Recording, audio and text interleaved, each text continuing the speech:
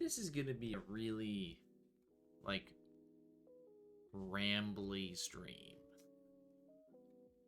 This is just gonna be kind of, pardon me, hanging out, chatting, mostly telling stories.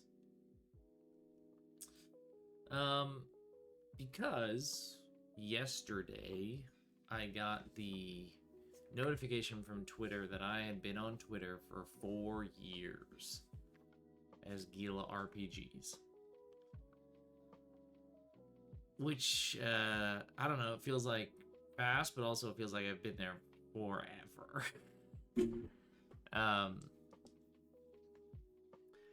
So the reason that stuck out to me or was interesting to me is because 4 years on Twitter effectively marks 4 years of doing game design. And then to amend that, it marks 4 years doing role-playing game design. So I just thought, well, why not kind of just talk about what it's been like doing this for 4 years, what the experience has been like, the good, the bad, all that sort of stuff. And I don't know. I have no idea where this will go, how long this will go, or anything like that. I'm just feeling reflective right now on the experience. I've been thinking a lot about design and me doing it, if it makes me happy. So we'll talk about a bunch of stuff. So yeah, 4 years. 4 years marks the 4 years on Twitter marks the about approximate 4-year anniversary of doing RPG design. My first RPG was this thing called Score. Score was my very first RPG. As you can see, where does it show when this happened? It was like very early February. February 3rd. February 3rd, 2020. Hey, Yug. Thank you. February 3rd, 2020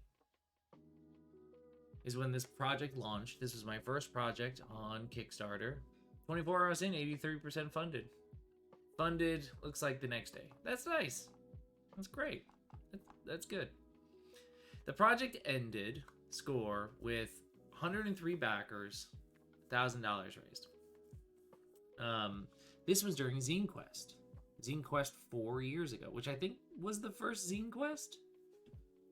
I think. And Zine Quest was the thing that kind of kicked me into just trying to do this thing. Prior to this, prior to Score and all that, thanks, Monmod. Prior to this, I had been doing game design. I just hadn't been doing game design that published anything. My best friend and I, Mike Riemann, who you probably know Mike by now because he's the layout guy for so much of my stuff. He did the layout for the new Slayers, did the layout for the most recently released Reap, tons of projects he and I have worked on together. He did the layout for Score. Mike is a professional graphic designer. And we bonded and became friends in Chicago based off of our love of board games. And we both also thought that we could make one. And so prior to me doing role-playing game design, I was a attempted board game designer. And Mike and I spent years trying to create a number of different board games and card games and all that sort of stuff. And it never ended up going anywhere. And that's fine. It turns out making board games and card games is infinitely more complicated than making role-playing games. But Mike, being a creative person, would just always make these really cool prototypes for these games that we were making, and it was fun. And so we did that for a long time. Yeah, Souls. Yeah, I mean it's there's a lot that goes into making a board game. Even just a card game that's just cards, there's still so much that goes into it. It's so much harder to test. There's so much more. It's so much more involved. Um, so we're doing all this board game design, card game design stuff, and at the same time, I had started playing role playing games. I did not play role playing games as a kid. Didn't play them until grad school. I started playing them after I found APs online. The first AP that I watched was Roll Play, ROLL Play, which I have no idea anything about that community anymore. But the reason I watched it is because Jeff Robinson, who is a professional, that makes me very sad. Jeff Robinson, who unfortunately passed a few years ago, was a professional StarCraft player. And I am a huge professional StarCraft fan. I've been watching that for as long as I can remember. I've been watching the Korean scene. But the Waegukins, the foreigners, Jeff was one of my favorites. So I learned that Jeff was going to be on the show and he was going to be role playing, and I was like, I've never actually played D&D or seen anything about it, but I wanted to watch it because I wanted to watch Jeff. And that campaign was, good and bad for various reasons. But I enjoyed watching Jeff play, and it got me interested in the concept of role-playing games. So then I was like, I think I could play this. I think I could do this. And I've hinted at this a number of times in a bunch of, anytime I've been, interviewed and stuff for podcasts and shows, I started role-playing with my brother and his friends, who are all professional comedians and specifically trained Chicago improvisers. If you know anything about Chicago and comedy, you know that it's kind of the heart of it. In terms of training people on improv and sketch comedy. Anybody that you've ever seen on Saturday Night Live, all your favorite comedic actors, everything like that, they went through Second City and they went through Chicago most of the time. So I'm playing with these just unbelievably sharp improvisers, and I'm going in with all this prep and everything because that's what I think you're supposed to do, and they immediately just sort of doing their own thing, and that fundamentally changed the way that I thought about role-playing games, both in playing them and then what ultimately changed the way that I thought about designing it. We played Dungeon World to start with. That's what we started playing with. So that was my first role-playing game, was Dungeon World. So it was a Powered by the Apocalypse game. So already, emphasizing a little bit more looseness in terms of rules, the concept of the importance of the fiction and the narrative rather than other things. Then my friends wanted to play a Star Wars thing because they're all giant nerds, and so I made a Star Wars PBTA hack, which was basically just reskinning a lot of the Dungeon World classes into Star Wars characters. And we played that for a while. That was very fun. At that point, I was starting to feel comfortable, so I started asking my grad school friends if they wanted to play games. And I had basically two groups. One group became my longest standing group. We played fantasy games, a fantasy campaign, for about 3 years. In a world that I kind of created, and that is Oberyn. That is the world that has been alluded to in every game of mine. And the big bad of that campaign is the thing that goes through every single one of my games. And some people have caught it, which is cool. And then another group, we played Blades in the Dark. And that was probably my favorite campaign that we ever played. Played Blades in the Dark. They were super into it. Played every week. It was awesome. So anyway, I'm playing role-playing games finally in grad school, and Mike and I are trying to design board games and everything, and it's going, as well as you can expect. Two people who have no idea what they're doing trying to design a board game. And at that point, I had already done the weird Star Wars PBTA hack, and I had already been messing around with other things for my friends. I figured I could probably make something.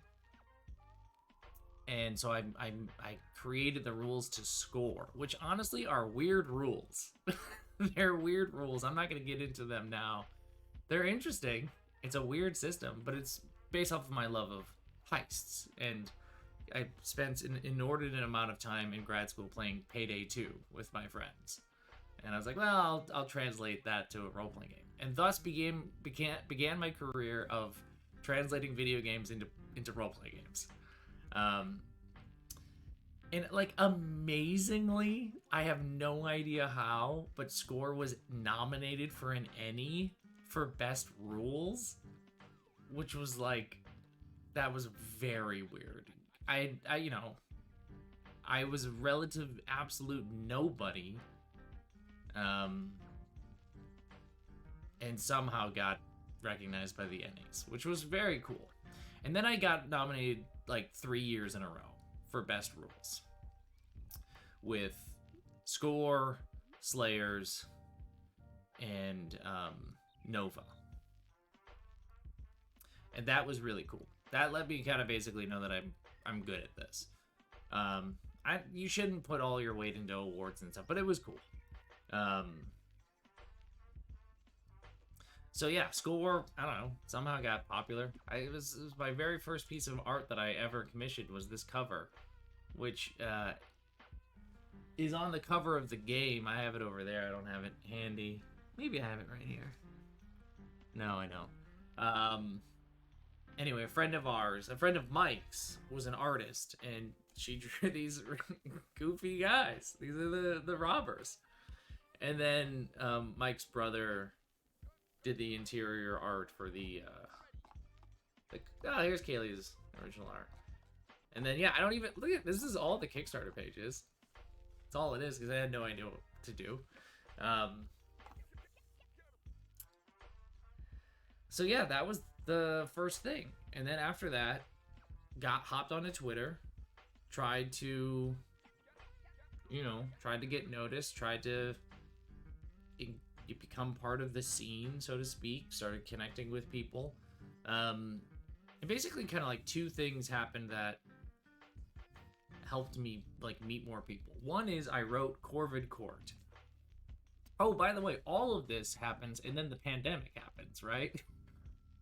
And then the pandemic happens and I have a lot of time on my hands to write all of a sudden. And so if the pandemic had not happened, I don't think I'd be doing this. It's a weird thing to say, but I don't think I'd be doing this. I think there's other people out there that are in a similar situation.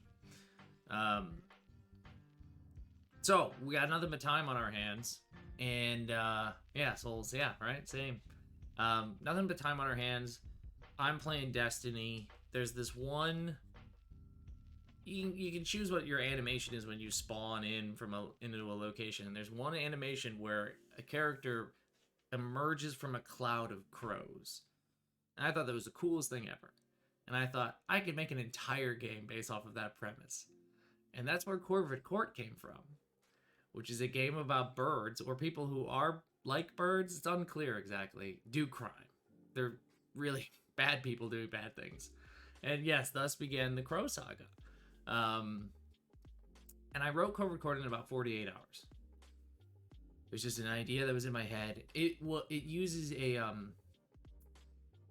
reduced version, a simplified version of the Resistance system, which is the system that Chris Taylor and Grant Howitt made for Spire, and then would ultimately use for Heart as well. I made a slimmed down version of it that would go faster just because of my preferences of how games work. But Spire must have been one of the most fundamentally inspirational games for me. That and Blades in the Dark were two of the biggest games. Why? Let's think about it. Blades in the Dark is a gameplay loop system, right? It is about a loop, a clear, tight loop of phases of play. You're in the safe house, you're planning. You don't even really plan that much, but you're kind of deciding what you're going to do. You jump into the heist, you do the heist, and then you have the downtime stuff. And I love a loop. I love a gameplay loop so much. An obvious loop. And I don't need it in every game because, like, for example, going back to that Dungeon World campaign that I played for 3 years. I played Dungeon World for 3 years. Actually, that's not true. We played Dungeon World for 2 years. Then they wanted to try 5e, and that's why that group ended, because I didn't want to play 5e. But we played Dungeon World for 2 years. That game is not designed to be played for 2 years. But how do you play that for 2 years? By just wandering. That campaign was all about world building and exploration, which is ultimately why Oberyn, my fantasy heartbreaker, is going to be very much like that. It's trying to capture that love. But in the exact opposite, I loved Blades in the Dark because of that tight loop. It was very fun. And then Spire also has a loop because it's missions and stuff like that. It's not as like clearly defined, but the thing about Spire is your characters would get these advances that were essentially game-breaking abilities that you would get. Suddenly your character could just do something that was so wildly cool and not necessarily in line with how the core mechanics of everything else worked. And that was really cool to me. Like, just suddenly your characters gain these world-breaking, reality-shifting, rule-breaking abilities. And, like, that unlocked in me an itch to make cool abilities. Like, to have characters be defined by these abilities. It's so good. And so I love that premise. I just didn't particularly care for how the dice rolling worked, so I simplified it. So I made Corvid Court, and I just started screaming about crows in like May of 2020. People love crows, so that helped. And then I started working on Slayers, right? So Slayers was the next project.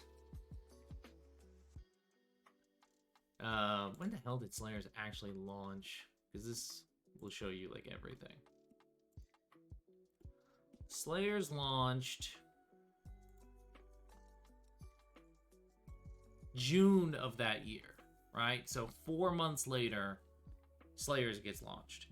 And Slayers is my homage and love of board games, specifically Root.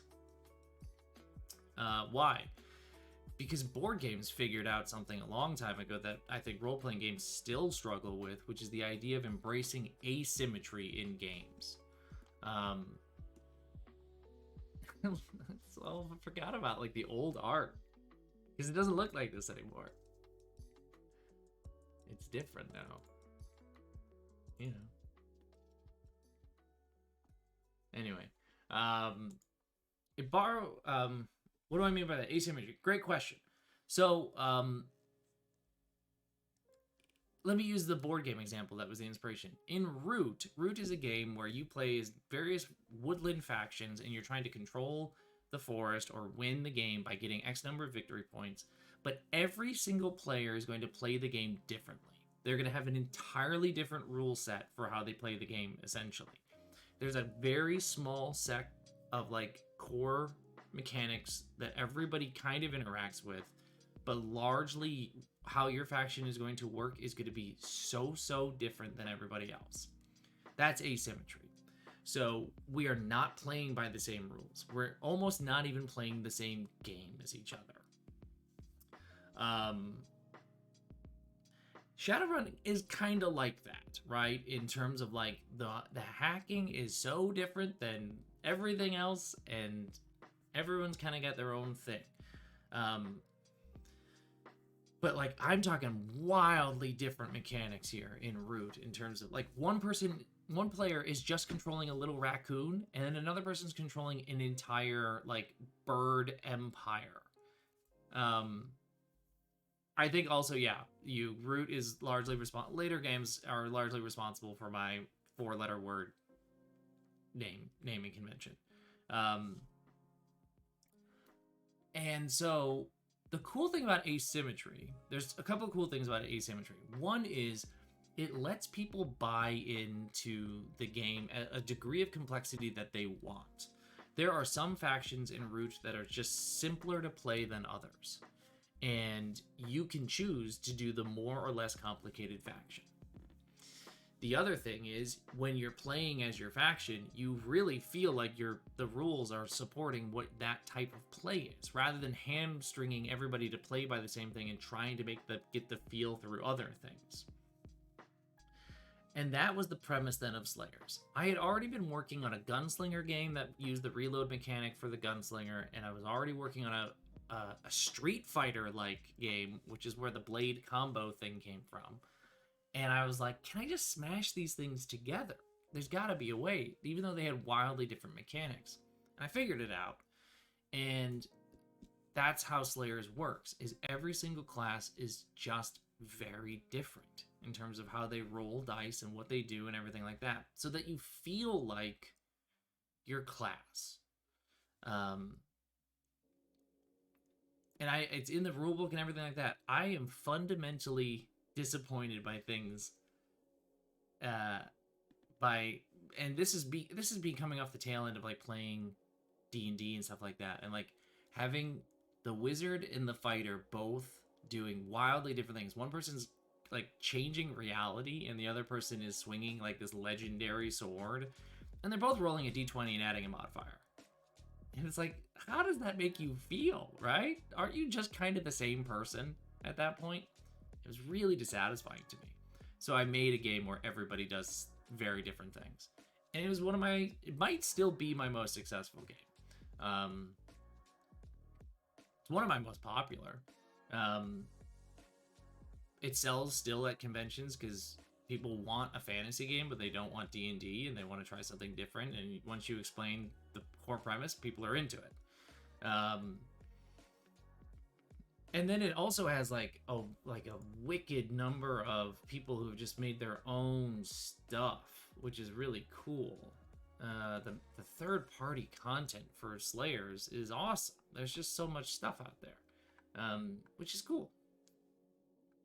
I try and make games that other people can make things for. Slayers also nominated for Best Rules, and then Game of the Year, and then Product of the Year. Which was wild. Losing to Heart in Game of the Year and Product of the Year, I think. And I think I lost to Alice's Alone, or Alice is Missing. So another Spencer one, so it was okay. It's hard to beat Heart, and it's hard to beat Alice is Missing with my silly little game. And so Slayers is an important game, not only because it expresses kind of how I think about games, but it was also the thing that then finally got me connected to a community in the role-playing scene, the Brain Trust. Adam Vass reached out to me, and Adam is one of the individuals who started the Brain Trust with Will Yobst, and said, hey, this Slayer stuff seems cool. Would you want to join the Brain Trust server? There's a bunch of cool indie designers all chatting with each other. And I had never done anything like that. And I was like, yeah, sure. Sounds cool. And that's how I started to meet a bunch of people. That's how I got connected to Will Yobst, who Will is still my editor on like almost all of my projects. They're an unbelievable designer. They're a good friend and also my go-to editor. I met a lot of people through the Brain Trust. It's a cool community. I'm not part of the community anymore, and it's not any bad blood between me and the Brain Trust. It's just because I've stopped joining other people's Discord servers. I have my own, and even those of you who know the deep lore know that this is the second iteration of the server. It was much bigger before, and I nuked it because it was giving me so much stress. So I was, I don't really engage with other people's Discord servers anymore. It's just not what I like to do. Yeah, you all were there. For all that good stuff. So yeah, I mean, but that was the thing, right? Like, you had to find your community. You had to find a group of people. And I keep saying, like, I don't think I'd be doing this, but I also don't think I'd be doing this at the scale that I'm doing it without having met the Brain Trust, because I met a lot of designers. I got to see a lot of the cool stuff that people in the indie scene were doing. That was just impossible to do just by shouting by myself on Twitter.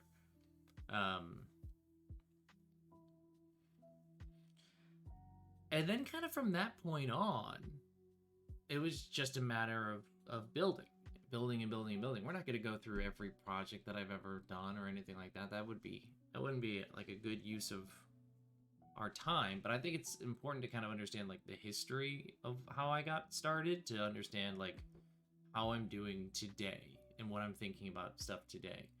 An important thing in that history, though, is this is Frame. I haven't opened this page in a long time. Frame was March 2020. And if you can't guess, it was my homage to Warframe. And it was also probably like one of the worst times of my life as a designer. I was really, really excited about this game. Adam Bass made that logo. I thought it was a really cool logo. And I don't know, I'm not going to get into the deep of it. You can read the article that Chase wrote and everything. I basically an organized harassment campaign of the Warframe fans who were like upset that somebody was making this, and like hit me at every single place, right? Hit me on Twitter, hit me on, invaded my Discord server, were in my DMs everywhere. Basically really wanting Digital Extremes to, you know, love them for being so dutiful to their company. Trying to refrain from using language. So I canceled it within 2 hours of launching. It was really, really a horrible experience.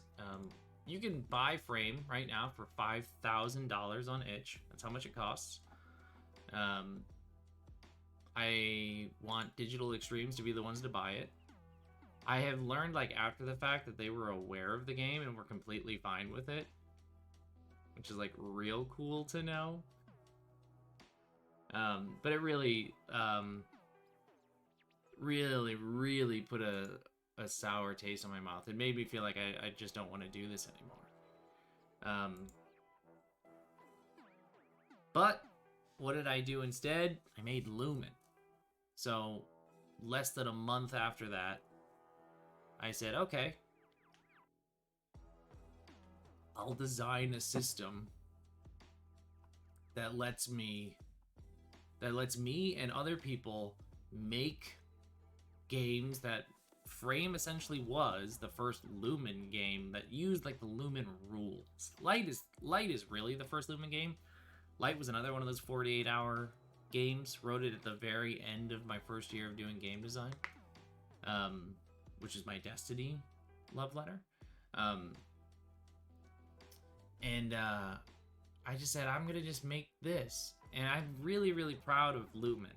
Not only because I think it's a good system, I'm literally still making things in it today, and I'm iterating on the next version of it right now. But like a lot of people made Lumen games, which was cool. Like we had 2 whole jams, and there's, I don't even know how many Lumen games. There's a lot. There's a lot of them. I don't even think this is all of them. But I like this as a document. It was me making not an SRD, but a creator kit, because it's a conversation. It was me going, this is how I think about games. This is an idea for a system. This is why I think this system works. I really don't like SRDs. SRDs are, as a designer, I don't like them. Like, I don't like using them. I don't want to copy and paste somebody else's text and put it in word for word and then change it. Like, that sounds, I don't want to do that. And that's what an SRD lets you do. But a creator kit is just like me sitting at the table with you going, here's how I think this would work. Do what you want with it, but here's kind of like why I designed it the way I did, and here's why I think this is kind of cool, what it can do and what it can't do. I think that was really valuable to me and to other people. And I like seeing people make creator kits. Yeah, you. That's right. I remember that. So yeah, I did that, and then I did a couple other things, or Dust, and then I did Nova. And Nova was, okay, I'm gonna reskin Frame, but I'm gonna strip away all the stuff that makes it Warframe, and I'm gonna turn it into a setting that is mine. So that was June. So a 3-month recovery period, essentially. Launched a whole new thing. Found Eddie York. Eddie did the art. Eddie is a fantastic designer. In Nova, like I said, the reason Nova is freeing to me is because it's in a universe of my creation, which is nice. Which is why I'm like, nowadays, if you've seen what I'm doing a lot of stuff with Nova. A lot of side games, a lot of supplements. I'm doing a Nova lore series on YouTube. And I'm really leaning into the idea of the Novaverse as like my place. I think effectively, pretty soon, I will fully transition to just doing stuff for Nova or the Novaverse and things for Oberyn, my fantasy thing. And then that'll be it. I'll I might occasionally dip into other things, but like, I think those are the things I really want to work on. Eddie blows me away too. Eddie's like ridiculously talented. So yeah, Nova got created, and that also then started to create, or Lumen got created, and that also started to create a community, because there was like this group that got created in the server known as the Lux Collective, which was like a bunch of people who were all trying to make their own Lumen games like in the summer together. It was this really cool collection of people just getting together, making stuff and inspiring each other to make Lumen games. It was really, really cool. So yeah, did that. That was really nice. And then after that, I just kind of kept making things. And I know it's all a mess back there, but I've just been making and making since then. I remember after making Lumen, I had this like really scary idea in my head that I wasn't going to be able to come up with new ideas. That I was like, that was it. I did it. That's about as far as I'm going to get. I remember also thinking that after I did Slayers. And then I thought it for Lumen. And then I made Rune. Rune is, if Slayers isn't my top game, it's Rune. Rune is ridiculously popular compared to like most of my other stuff. And it's because people like Souls-like games. People like solo games. And it also kind of came out around Elden Ring time too, when people were like into Elden Ring. And I don't know, man. I've just been making stuff since then. I like this thing that I've done. Oh shit, John's raiding. Oh my god. Oh my god, John. Oh my god. Holy shit. Wow. Teleporting. Just talked with John earlier about the thing that I'm working on for I Crave the Loop. Very excited about that. We're just telling stories over here. We're just like hanging out, talking about how I became the person I am as a designer. So far we've gotten through Lumen and Nova. There's then like after that like a big gap in time that just I've lost. Like I know I was making stuff. Made Time to Kill. Made that by sitting in a lobby waiting for my wife at an event, and so I made a game about waiting in a lobby. Uh,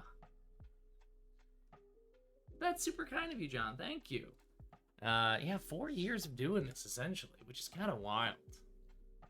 Kind of a weird feeling. Having, I don't know. It feels like it's been a long time. It also feels like it's very fast at the same time. This isn't like I don't keep all my stuff on itch just because there's a bunch of like small things that I've made over time.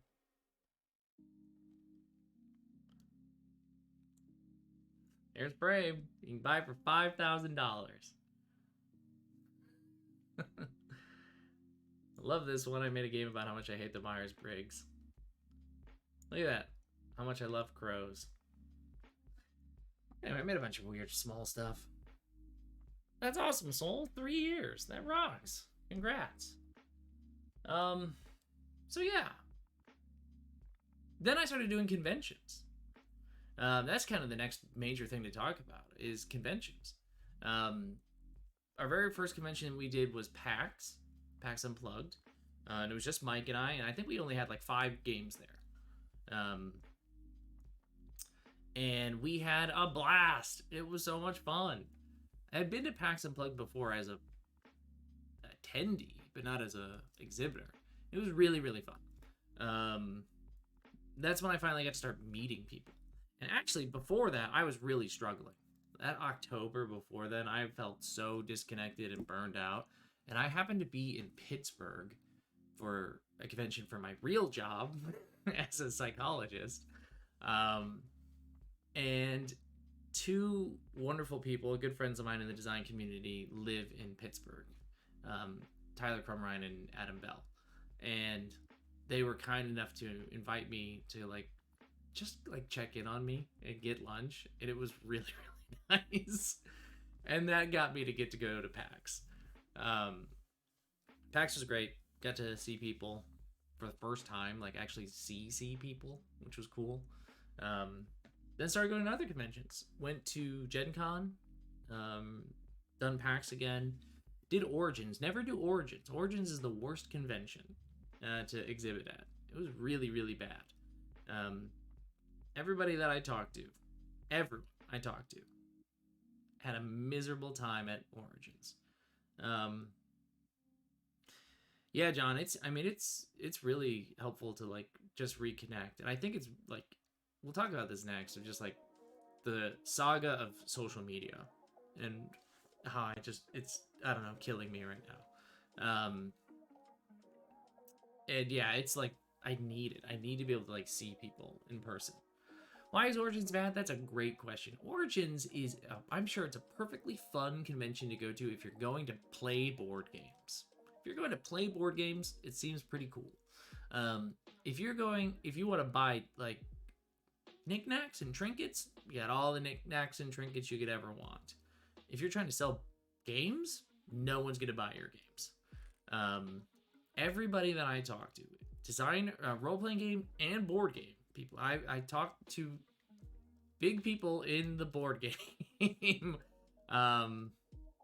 Big people in the board game community, and they had an abysmal time at Origins. And maybe it was an off year, but it was enough of an off year where we have said, nope, no thanks, we're going to sign off on that and never go back. We basically made just enough money to cover our costs, and that was it.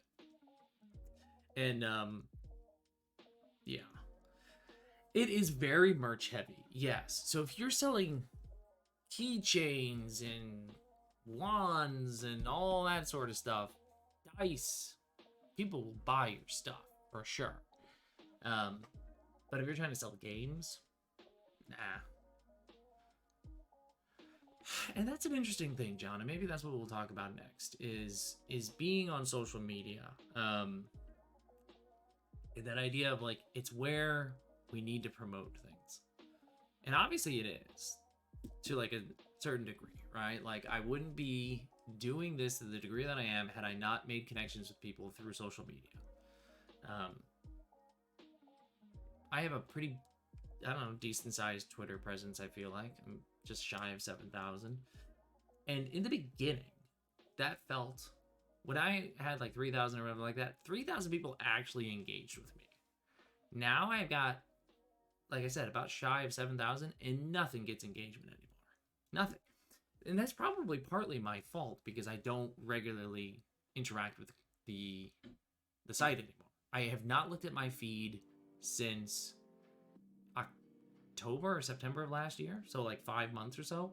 I have literally no idea what anybody is doing, which creates a profound sense of loneliness.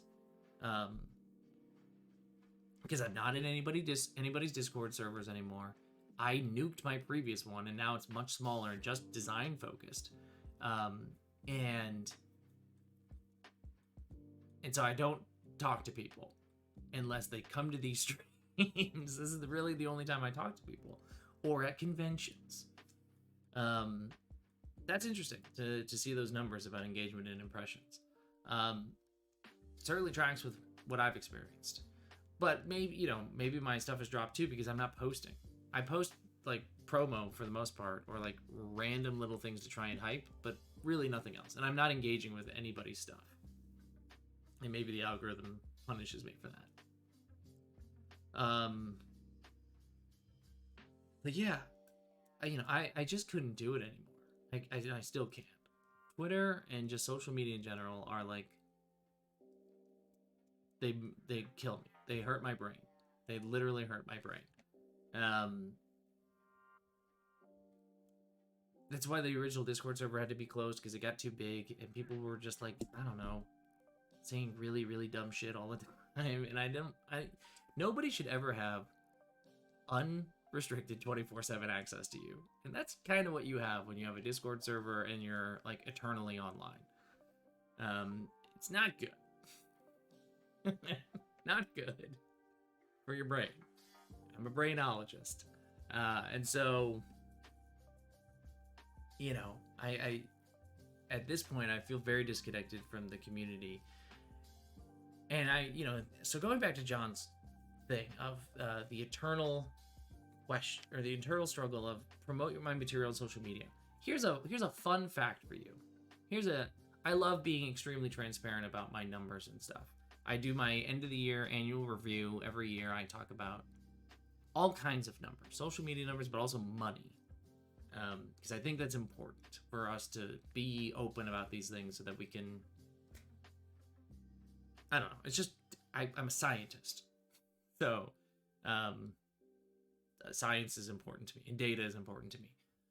Here's a piece of data for you. Reap.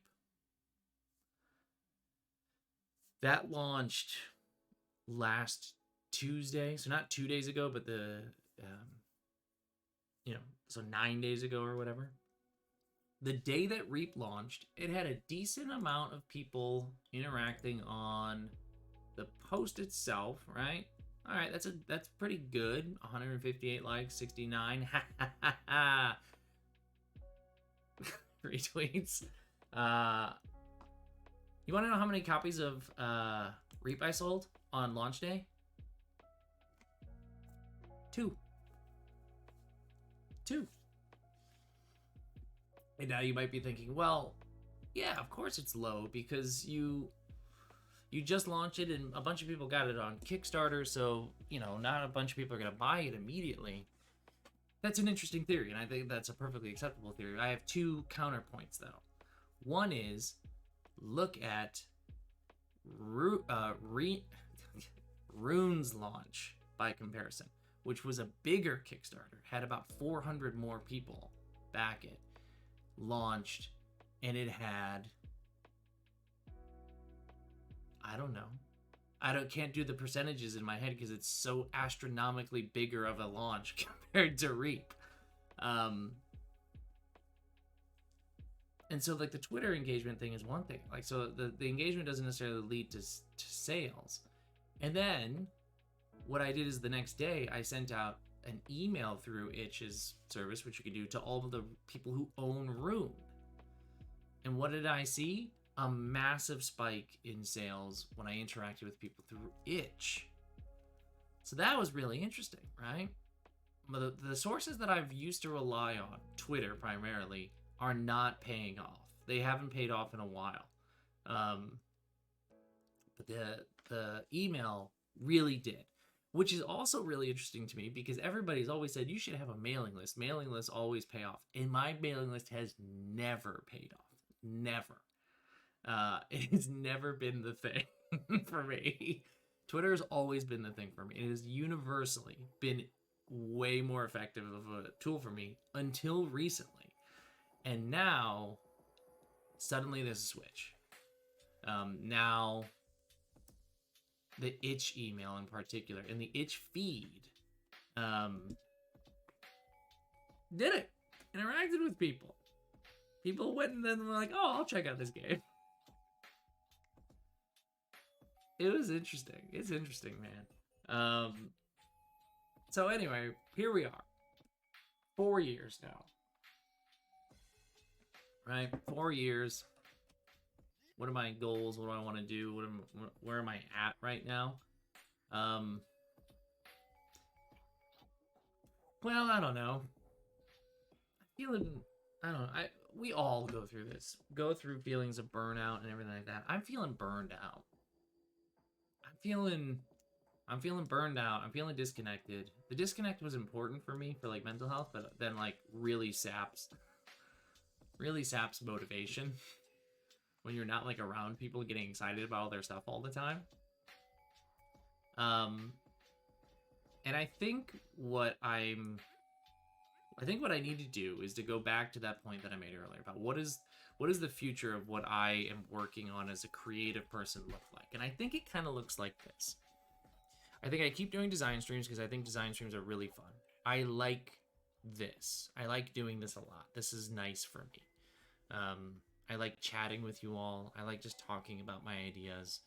Hopefully it's interesting. Hopefully it's helpful to some people too. I'm an educator, right? So I'm a psychologist, I said, but I'm a professor of psychology. I teach. So it's important for me to teach when I can. So it's doing stuff like this. It's doing things like videos on YouTube. You know, I have like very rudimentary video making skills now, but I've been having fun making my Nova lore videos, and nobody watches them, and that's fine with me. Like Aaron Voigt likes them and lets me know about them, which I really appreciate Aaron doing. But like nobody interacts with it, and that's fine. I think that's the thing that I have to kind of come to grips with is like I just don't care anymore. I think I just need to stop caring. And I think that's the thing. Let's highlight that. Let's highlight that. I started all of this making a stupid game about doing crime based off of a video game that I really enjoyed. I then made a stupid game about crows in 48 hours, also doing crime because I really like crows. I made a really simple Destiny love letter because I love Destiny. It would fit on one page.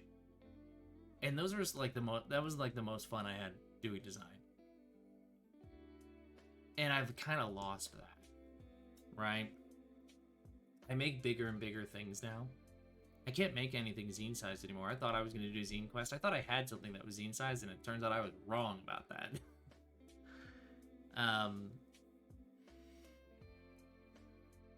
And part of that has been this journey of, and you see it in the transparency on those annual reviews of talking about things like numbers. And this is not my job. This is not my job, but I make a pretty good amount of money doing it. And I think that's fucked me up. I think that's fucked me up. To the point where I won't let myself design things for fun or that are lower scale things, because I think about like how is this going to turn into like the game, like the product. And that's just being honest, right? That's just being honest. It's like, okay, like I should be devoting time to the things that I think are going to sell. Which is like a bummer. It's a bummer. It's reality, but it's a bummer. Which is why I want to get to that point to continue on my line of thinking of like, what does it look like? What does the future look like for me? That I want to get to the point where I just kind of am working on two things. I'm working on the Novaverse in all of its forms, you know, eventually making Nova 2, continue to make my fun side games like Luna and Nest. Those were fun to make. And if nobody plays them, that's fine. Nobody plays any of our games anyway. But I'm having fun building a world and letting people interact with that world through role-playing games and these lore videos and these card games that I'm working on. And I'm having a lot of fun doing that. And I think I've also just kind of become very obsessed with the concept of lore. I'm a huge lore nerd. I watch all the lore tubers for Destiny and 40K and stuff like that. I watch like 7-hour videos of Death Stranding explanations because I don't know what the hell happened when I played that game. I love lore, and I want to just make a world and just lore out in it. And I know what ultimately that means is like, hey, just make novels, and I'm working on that. I've written one short story for Nova, and I want to write more. So I think that's a big part of the next phase for me, is embracing the Novaverse as just like my place to play and build. And then the other thing being Oberyn. Finally making that fantasy heartbreaker. Surely my fantasy heartbreaker will succeed when all the others haven't. Making Oberyn, finally making the fantasy game that like I've always wanted to play, and continue to support that as like my game. And then I think I'd be happy. I think I'd be happy if I just did that. I say that now, and like, who knows how I'll feel in 2 months. But I think I'll be happy there. I'm burning myself out.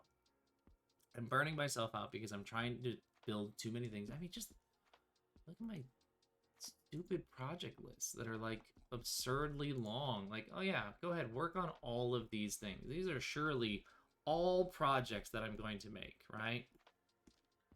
Never gonna make any of these things. I'm not gonna make 90% of these things. Aren't gonna cross the finish line. But I keep letting myself get pulled in these various directions, and it's fun, but it's also like it's poisoning my brain and making it hard for me to like, I don't know, have fun with it again, because I haven't been. And that's because I'm getting distracted with different designs, and because I'm very much in like product brain, which is like such a bummer to be product brained. I did not want to reach that point, but I have. And I'm trying to get it back, trying to become who I was before, that starry-eyed, eager boy writing a game about crows and being like, this is the peak of game design. I want to go back to that. I saw earlier you mentioned the idea of jealous of the folks who can just write games and then appear. It's like I'm incredibly jealous of John Harper, right? He doesn't deal with any of this shit. John Harper just he shows up every once in a while and is like, here's a complete game that's gonna be really, really good, and now I'm gone. I'm back to my cave in Seattle. I'm like, god damn it. That seems nice. That seems really nice. Obviously John has earned that. He worked so hard. He's earned it. But you know, that's the dream, right? Yeah, my work here is done, and then he's just gone. You never see him again for 3 years. You're like, here's a whole new thing. Oh, John, how did you do this? So yeah, I don't know. That's about an hour of me ranting and rambling about me at 4 years of design. I don't know if people have questions or thoughts or anything like that. You don't have to ask questions or thoughts, but like I said, I've always been an open book, so anybody ever wants to know more about stuff or want to chat about stuff, you just let me know. You just let me know, and we can talk. I don't know. It feels like I'm ending this on a down, things aren't going great, but that's okay, right? It's okay. It's important to be reflective about this sort of stuff and just kind of acknowledge, like, okay, yeah, I'm starting to like Um, starting to like not have as much fun with this. And I fluctuate already about doing that, like having fun and not having fun, but it's like really starting to hit me now. And I want to just like narrow in on the things that make me happy, even if they don't do anything. Here's an example of that. I just remembered. I made Dusk. And I made Dusk very specifically as a game that is not going to sell well. I didn't care at all. I just wrote it for fun, and I had fun designing that game. So, it's possible. I just gotta think about it. Question from the audience. What element of game design makes you most irate?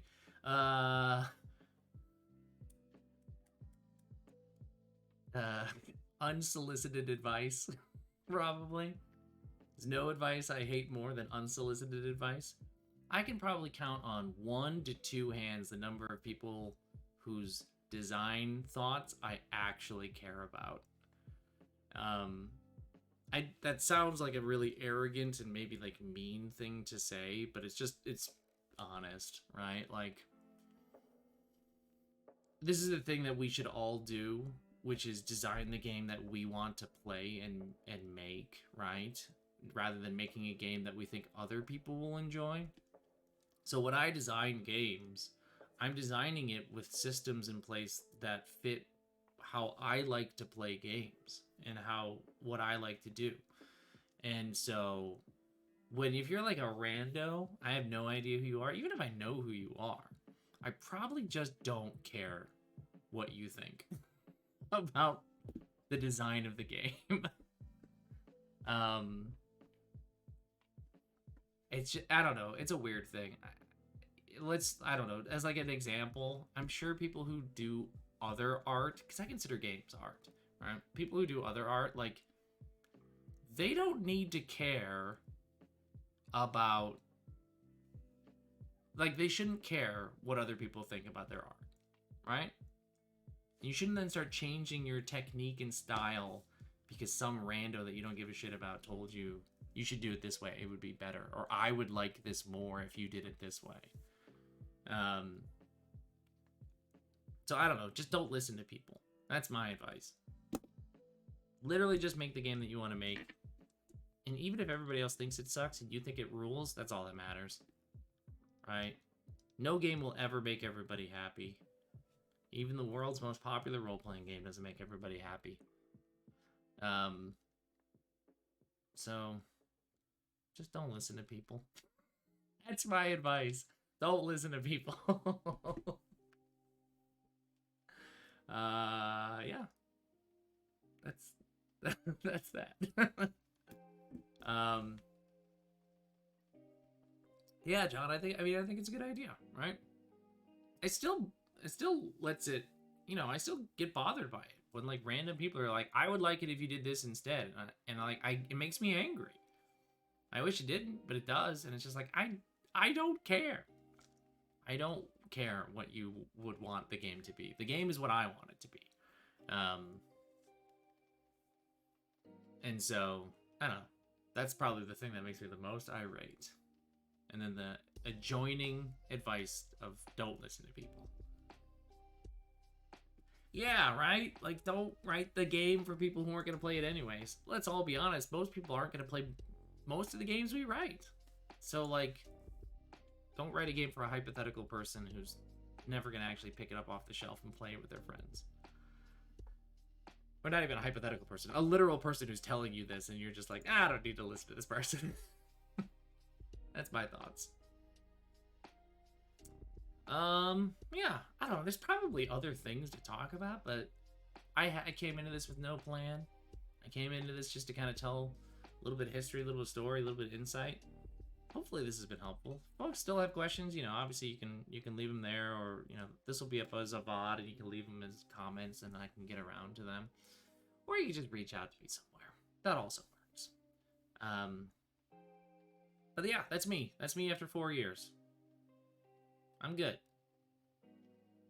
Don't worry. And I'm gonna get better. And I'm excited to just dive into the Novaverse. I'm ready to just like let Nova be the thing I do. It's just my thing. It'll just be my thing. And it all came from a 200-word RPG challenge back from 2018.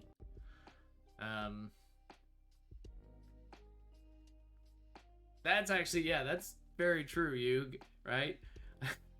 Right, Rune, write a game that I want to play, and then invite others to make stuff, right? That's the nice thing about Rune, is that when other people made Rune Realms, I can actually play my game. Couldn't do that before. It's not fun to play your own realms if you know everything that's in them. But like, when Binary Star or Aaron Jolliffe would make things, I'd be like, oh yeah, this is really good. Or your realm too, right? Like, it's all good stuff. All right, folks. This feels like it's been an hour. Hopefully this has been interesting. Hopefully it's been fun, educational, all that good stuff. Big shout out to John for the raid. Appreciate that. All the folks who joined. If you got this like midway, I'll put a VOD up on YouTube after some period of time when I remember to do it, so you can catch up on all the stuff. And then that's it. Hope you all have a wonderful rest of your day, wherever it is you are. And I'll talk to you later. All right. Bye.